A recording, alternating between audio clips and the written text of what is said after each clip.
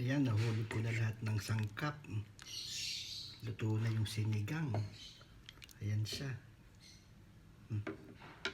Luto na. Welcome to my vlog. Ngayon, papakita ko yung sinigang. Nagawa ko na dati to. Ito na siya. Ito ang masarap isigang. Kasim. Ayan siya. Oh, ihiwain ko na. Ito ang masarap isabaw sa sinigang. Pinaghugasan ng bigas. Yung pangalawang hugas. Ayan siya. Lalagay ko yung kangkong. Tapos pang-asim. Tapos cubes.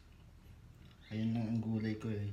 Yan ang available. Ayan siya. Nahuli ko na yung baboy. Sa kaldero.